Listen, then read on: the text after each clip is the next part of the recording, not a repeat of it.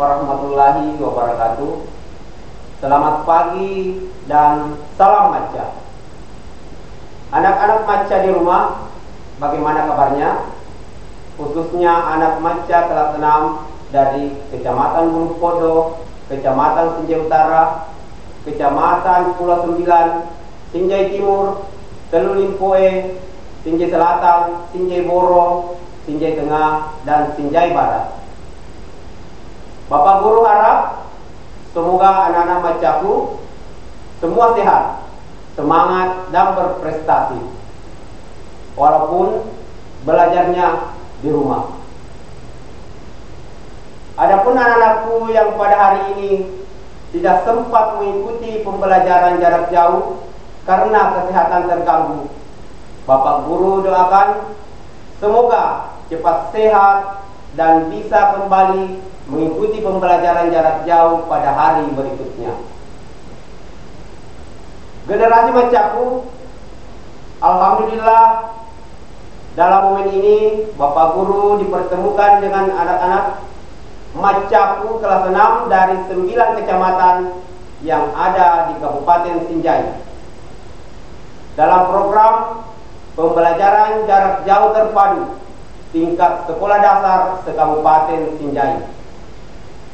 Saya Aris SPD SD mengajar di Sekolah Dasar Negeri 91 Bulu Podo, tepatnya Desa Lamat Tiratang, Kecamatan Bulu Podo, Kabupaten Sinjai. Anak-anak Macaku, yang menjadi sumber pelajaran kita adalah buku terbitan Kementerian Pendidikan dan Kebudayaan, Badan Penelitian dan Pengembangan Pusat Kurikulum dan Perbukuan tahun 2018 halaman 80 sampai 89. Anak-anak Macaku, sebelum Bapak Guru menjelaskan materi pembelajaran hari ini, mari kita berdoa sesuai keyakinan masing-masing agar apa yang kita pelajari mudah dipahami dan dapat bermanfaat bagi kita semua. Amin. Berdoa dimulai. Doa mulai belajar. Bismillahirrahmanirrahim. Rabbi zidni ilman warzuqni fahman. Artinya, ya Allah, tambahkanlah ilmuku dan berilah kami pengertian yang luas. Amin ya rabbal alamin.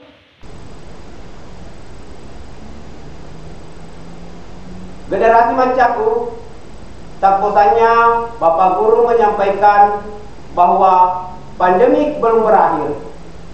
Olehnya itu, untuk terhindar dari virus corona, kita wajib menerapkan 6M. Apa itu 6M anak-anak Macaku?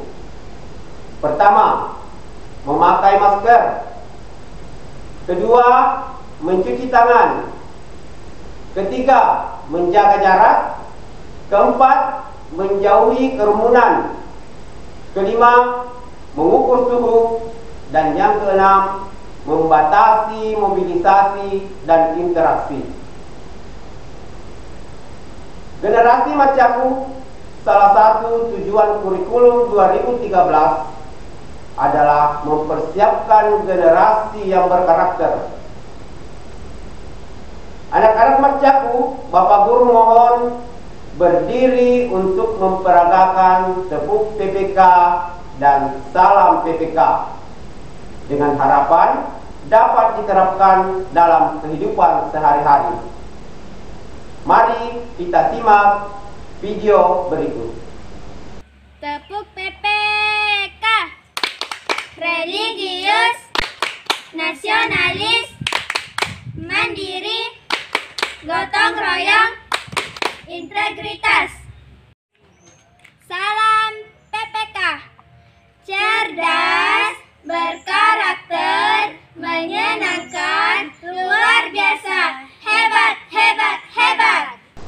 Anak-anak Mancaku, adapun tujuan pembelajaran yang akan dicapai setelah proses pembelajaran hari ini adalah: pertama, dengan membaca, siswa mampu menyebutkan informasi penting dari teks eksplanasi yang dibaca tentang manfaat penemuan televisi dengan tepat. Kedua, setelah membaca, siswa mampu menulis informasi penting dari teks eksplanasi yang dibaca tentang manfaat penemuan televisi dalam bentuk peta pikiran dengan sistematis. Ketiga, dengan membuat rangkaian listrik paralel, siswa mampu menguji model rangkaian tersebut dengan tepat. Dan yang keempat, dengan membuat rangkaian listrik paralel, siswa mampu menyajikan laporan hasil percobaan rangkaian paralel dengan sistematis. Baiklah anak-anak Mancaku, Bapak Guru akan menjelaskan mengenai materi pelajaran hari ini. Anak-anakku dapat membuka buku paketnya halaman 80 sampai 89.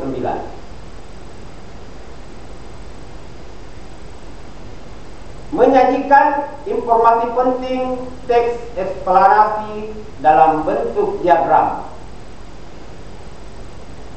Informasi penting dalam teks eksplanasi dapat disajikan dalam bentuk diagram.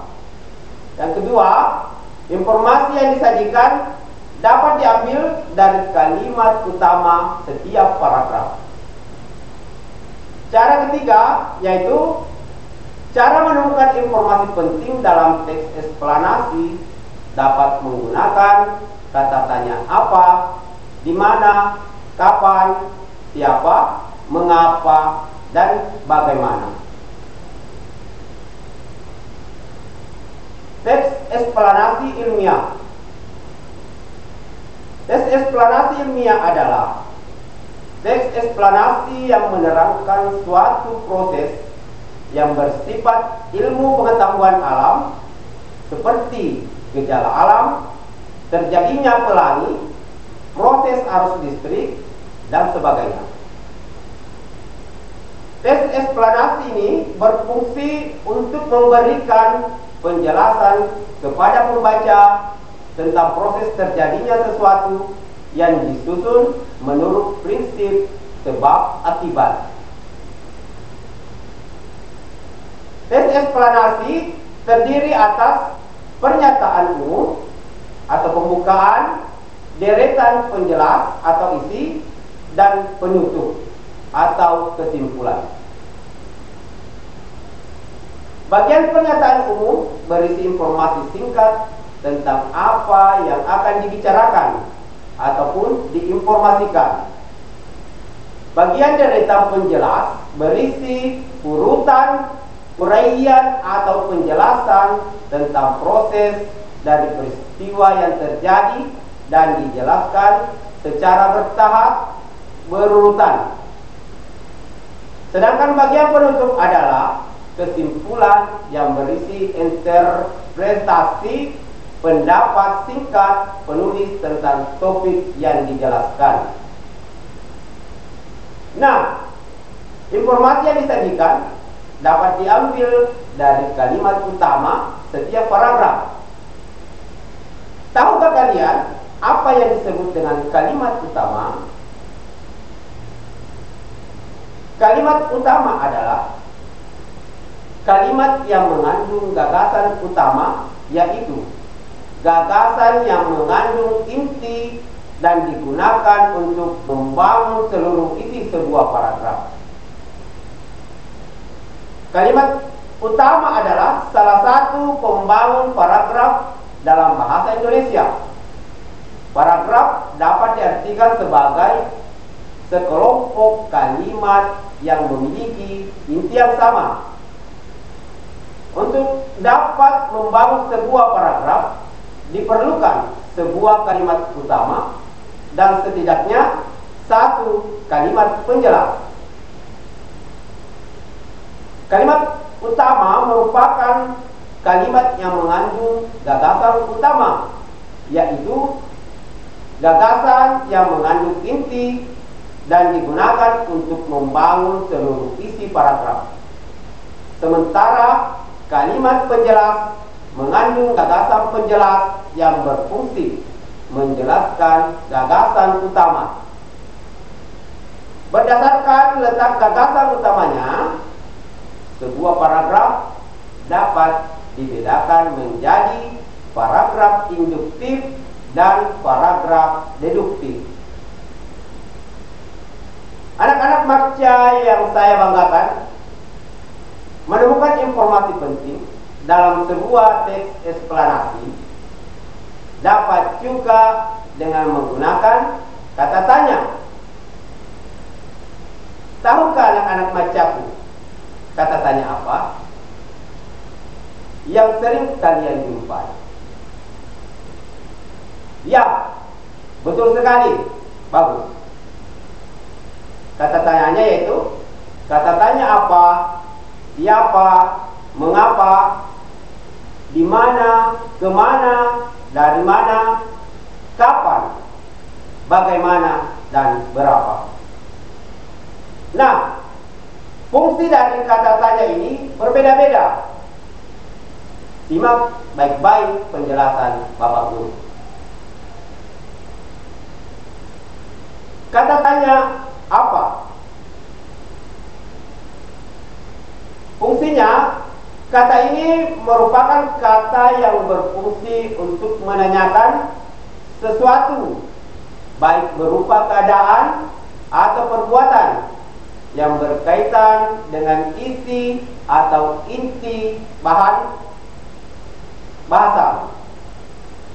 Adapun jawaban untuk kata tanya ini adalah suatu pengertian, keterangan ataupun penjelasan dari apa yang ditanyakan.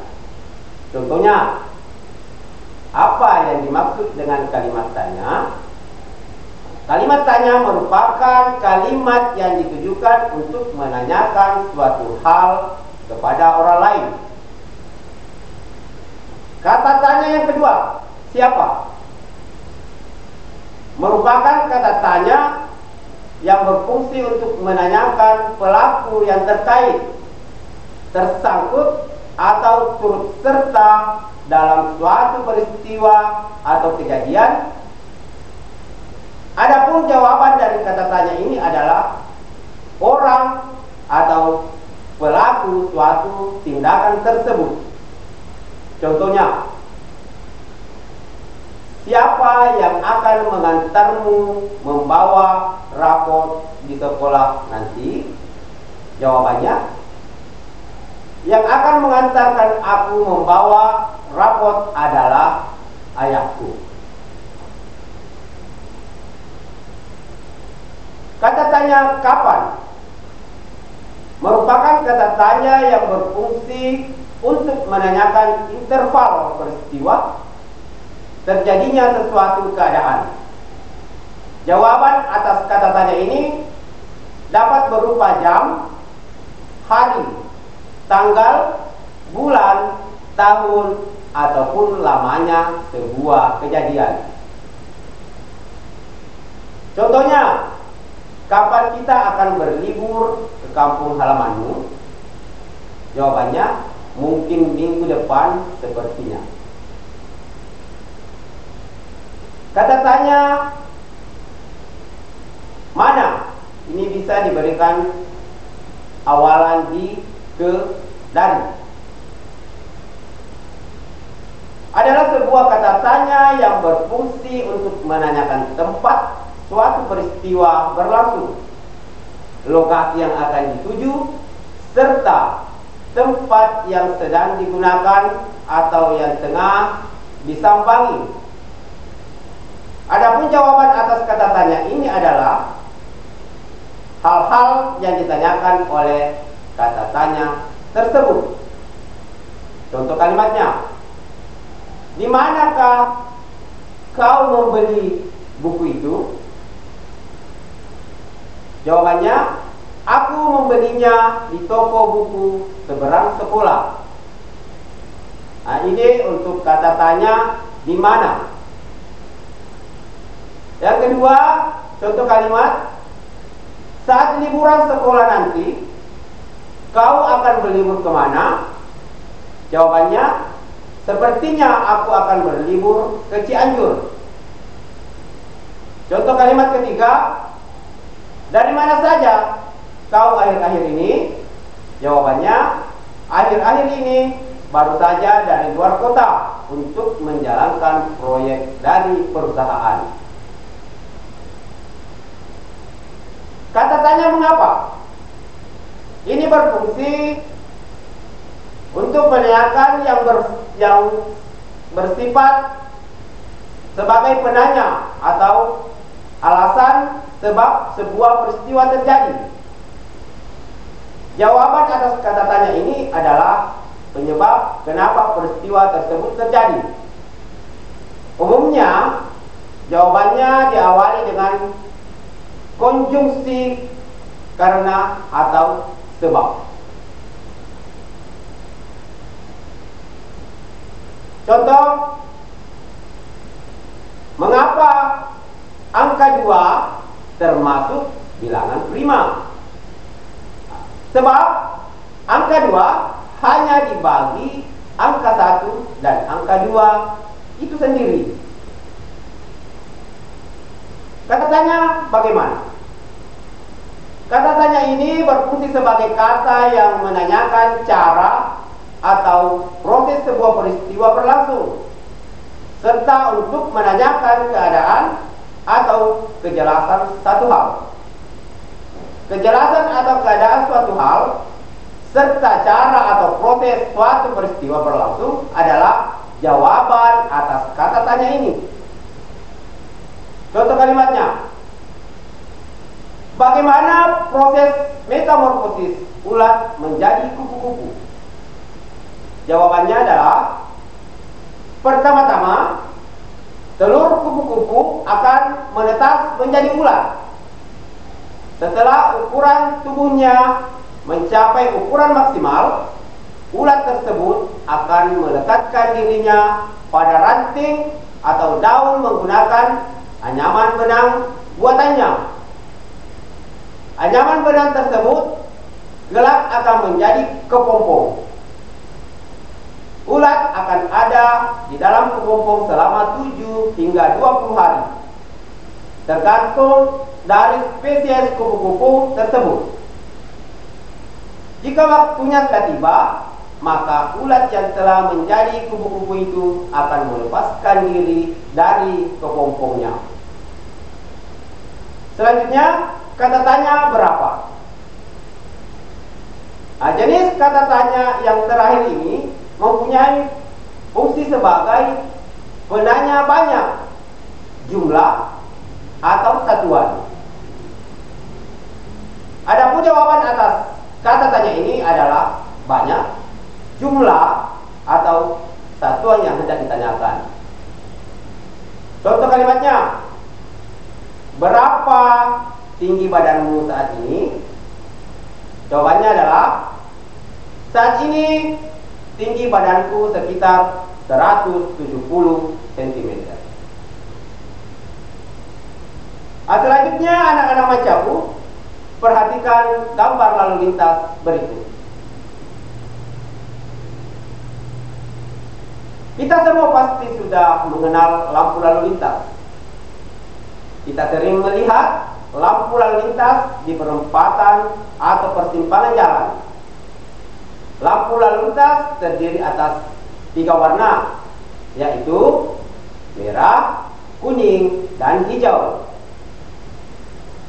Tahukah kamu siapa yang menemukan lampu lalu lintas? Nah, kita baca teks eksplanasi berikut dengan teliti. Si paralel penyelamat jalan. Gareth Augustus Morgan adalah penemu lalu lintas pada tahun 1923 yang sekarang digunakan di berbagai negara di dunia. Lampu tersebut bermanfaat untuk mengatur lalu lintas dan menyelamatkan pengguna jalan dari kecelakaan. Morgan, seorang warga Amerika berkulit hitam yang peduli dengan keselamatan orang lain. Ia terpanggil untuk menciptakan sistem lampu lalu lintas setelah menyaksikan serunya terjadi kecelakaan antara mobil dengan kereta kuda. Lampu lalu lintas temuan Morgan menggunakan rangkaian paralel, berbeda dengan rangkaian seri yang disusun sebaris. Rangkaian paralel adalah rangkaian listrik yang disusun berderet, di mana masing-masing lampu memiliki rangkaian sendiri yang terhubung kepada sumber energi. Oleh karena itu, apabila ada satu atau lebih komponen yang rusak atau dicabut, maka komponen lainnya akan tetap berfungsi tanpa gangguan sama sekali. Prinsip kerja sebuah lampu lalu lintas adalah terdapatnya 3 buah lampu yang saling terhubung secara paralel. Sungguh mulia tujuan Morgan menciptakan lampu lalu lintas. Dapat dibayangkan jika tidak ada lampu lintas di jalur jalan raya yang ramai, sebuah penemu yang baik tentunya akan memberikan manfaat bagi banyak orang. Nah, anak-anak baca, sekarang baca kembali teks eksplanasi di atas dengan teliti. Kemudian tuliskan informasi penting pada setiap paragraf berikut. Paragraf 1 adalah topik masalah. Paragraf kedua, deret penjelas. Dan paragraf 4, kesimpulan dan pesan pendapat pribadi penulis. Kita lihat penjelasannya. Paragraf 1 adalah topik masalah. Topik masalahnya adalah Gareth Augustus Morgan adalah penemu lampu lalu lintas pada tahun 1923. Deret penjelas. Lampu lalu lintas temuan Morgan menggunakan rangkaian paralel. Rangkaian paralel disusun secara berderet, di mana masing-masing lampu memiliki rangkaian tersendiri yang terhubung kepada sumber energi. Jika salah satu komponen yang rusak atau dicabut, maka komponen lainnya akan tetap berfungsi tanpa gangguan sama sekali, dikarenakan masing-masing lampu terhubung ke sumber energi. Kesimpulan dan pesan pendapat atau pribadi penulis, isinya di sini. Tujuan Morgan sangat mulia karena menciptakan lampu lalu lintas sehingga membantu banyak orang di jalan raya. Selanjutnya, anak-anak bacaku, mari kita perhatikan materi berikut. Mengidentifikasi rangkaian listrik paralel. Rangkaian paralel adalah rangkaian listrik di mana alat-alat listriknya tersusun bercabang. Pada rangkaian paralel, jika aliran listrik ke salah satu alat listrik diputus, alat listrik yang lain belum tentu ikut padam. Contoh, instalasi listrik di rumah ataupun di gedung perkantoran.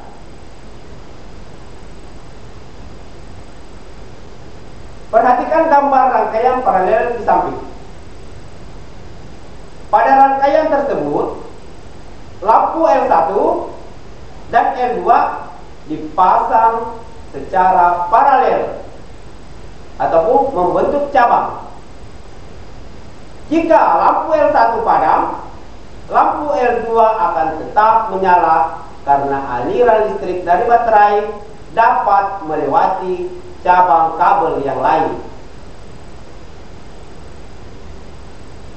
Sebelumnya, kita telah belajar tentang manfaat dari penemuan lampu lalu lintas.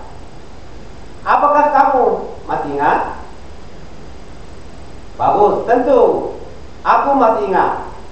Apakah kamu tahu cara kerja lampu lalu lintas? Ayo, kita membuat lampu lalu lintas sederhana secara berkelompok.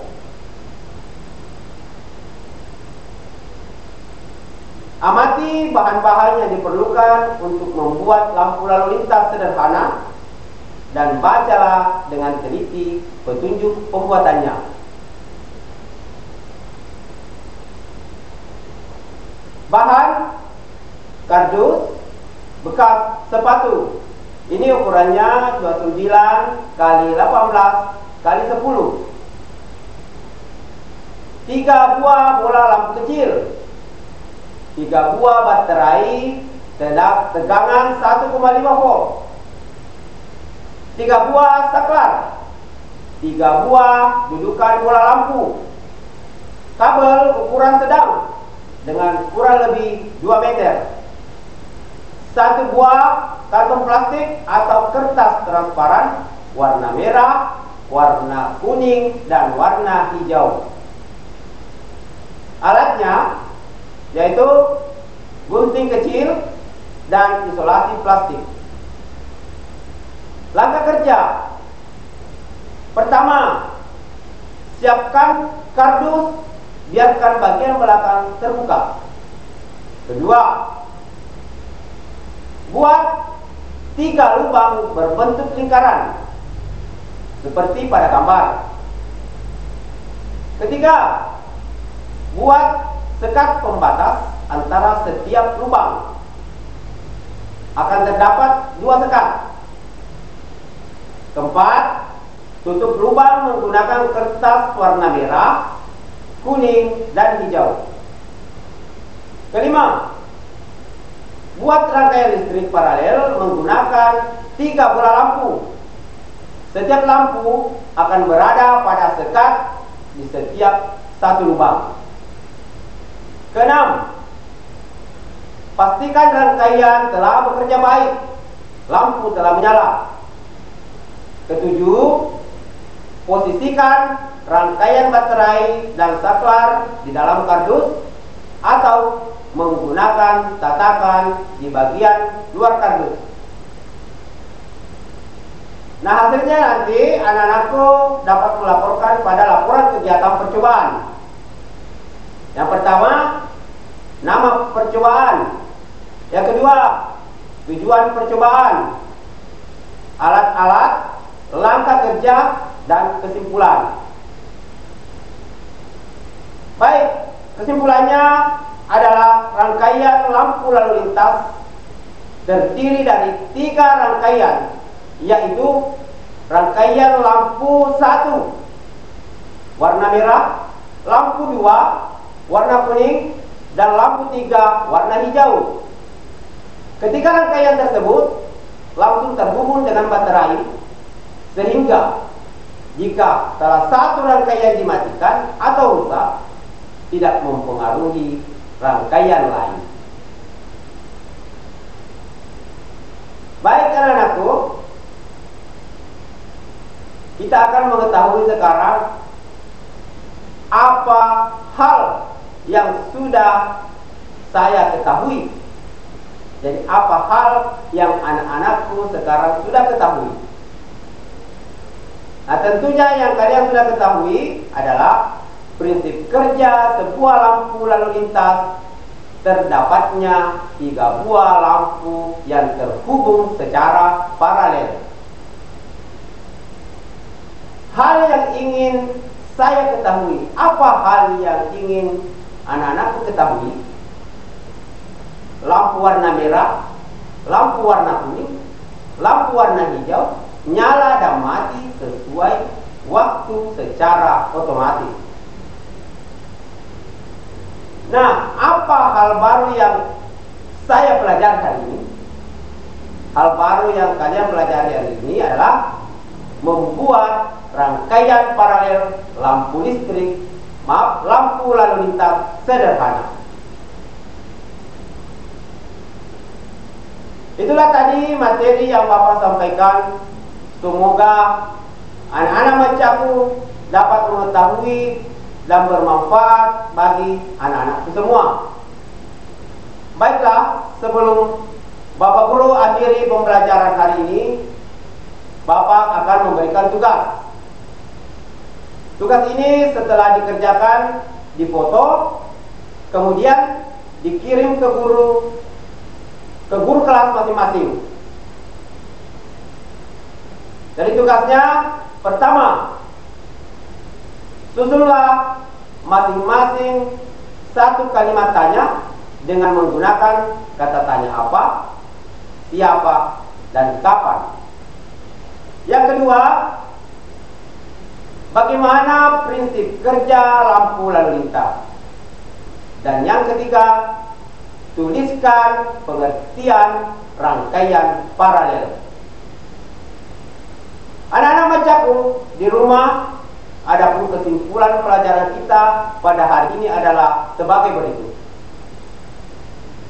Kesimpulan pertama, informasi penting dalam teks eksplanasi dapat disajikan dalam bentuk diagram, dapat pula dengan menggunakan kalimat utama, serta dengan menggunakan kata tanya. Kesimpulan kedua, rangkaian paralel adalah rangkaian listrik di mana alat-alat listriknya tersusun bercabang. Pada rangkaian paralel, jika aliran listrik ke salah satu aliran listrik terputus, alat listrik yang lain belum tentu ikut padam. Kesimpulan ketiga, pemanfaatan rangkaian paralel bisa dijumpai pada lampu lalu lintas dan rangkaian listrik di kantor. Anak-anak macamku, sebelum Bapak Guru mengakhiri pelajaran hari ini, tak lupa Bapak Guru mengucapkan banyak terima kasih kepada Ibu Kepala Sekolah Dasar Negeri 91 Bulu Podok, Siti Kasmiati SPD, atas bimbingannya. Begitu pula seluruh rekan guru STN 91 Bulu Podok atas segala support dan bantuannya. Saya ucapkan banyak terima kasih. Dan tak lupa pula kepada seluruh orang tua siswa yang setia mendampingi anaknya selama belajar di rumah, saya ucapkan banyak terima kasih. Dan paling utama, kepada seluruh tim Majak Sipakaraja, saya ucapkan banyak terima kasih atas kesempatan yang diberikan kepada kami untuk menjadi guru pengajar dalam program pembelajaran jarak jauh tingkat sekolah dasar se-Kabupaten Sinjai. Akhir kata, kami ucapkan alhamdulillahirabbil alamin. Wassalamualaikum warahmatullahi wabarakatuh.